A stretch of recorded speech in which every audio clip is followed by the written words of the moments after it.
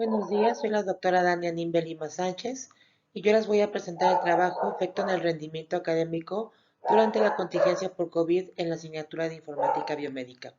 Este es un trabajo del departamento dirigido por el ingeniero Fabián Fernández Saldívar, una servidora, la doctora Maguina Campos Castolo y el doctor Alejandro Alay. Uno de los grandes retos que presentamos durante la pandemia fue la evaluación del rendimiento de los alumnos.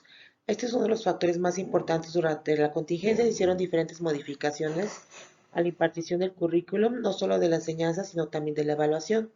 Con el fin de evaluar el efecto que tenían estos cambios en las modalidades de enseñanza, se realizó una evaluación de las modificaciones en el rendimiento de los exámenes departamentales de la asignatura de Informática Biomédica de la licenciatura de Médico Cirujano en la Facultad de Medicina de la UNAM. El estudio fue observacional a toda la generación de primer año que cursó la materia de Informática Biomédica 1. Esta asignatura se imparte en el segundo semestre de primer año. Su grupo docente está conformado por un médico, un ingeniero y un alumno instructor. Todos los grupos cuentan con acceso a aulas Moodle, donde el equipo docente organiza el contenido y de alguna manera esto nos permitió tener ya datos sobre los efectos que teníamos antes de la pandemia sobre el aprendizaje y el rendimiento y los que tuvimos después. Las clases se dan en aulas de cómputo con internet con alta disponibilidad y hay una computadora por cada estudiante. La evaluación del rendimiento se realizó por medio de la calificación obtenida en el examen departamental en el primer bloque al considerarla más objetiva y el segundo departamental se suspendió por la contingencia de COVID, por lo que se tomó exclusivamente a calificación de profesor. Existieron alumnos que fueron enviados al final por no realizar la mayor parte de las tareas obligatorias y los que no aprobaron este final presentaron una segunda vuelta que también fue analizada. Todos los datos se mantuvieron anónimos, se asignó un número eh, de código a cada estudiante para tener las directrices de ética e investigación. La muestra avalada fue de 1.648 alumnos divididos en 54 grupos que tenían entre 39 y 23 alumnos. En el siguiente cuadro vamos a ver unos resultados parciales. Vamos a ver que la mayor parte de las calificaciones obtenidas fueron alrededor de 7. La obtención de información podemos incluso verla en base a los contenidos que se revisan en la materia de informática biomédica. Tienen que ver mucho con búsqueda de información, manejo de datos e información digital en biblioteca médica digital. Y aquí tenemos las calificaciones de la tarea obligatoria. Esa tarea obligatoria era un examen práctico sobre los principales contenidos de informática biomédica.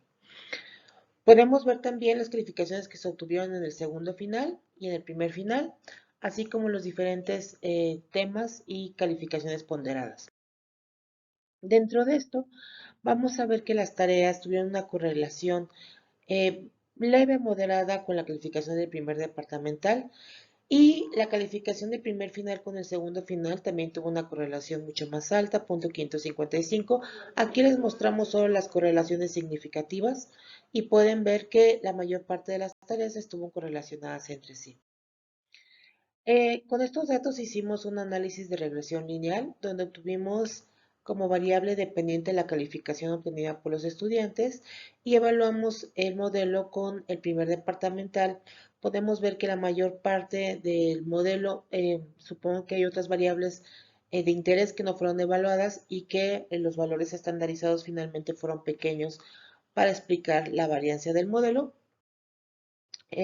Pero sin embargo los valores no estandarizados, .649, fueron bastante buenos para explicar que el primer departamental podía predecir la calificación obtenida en el departamento, en la calificación final de la asignatura. Observamos que existió una mejoría en el rendimiento de los estudiantes al tomar solo las calificaciones de profesor.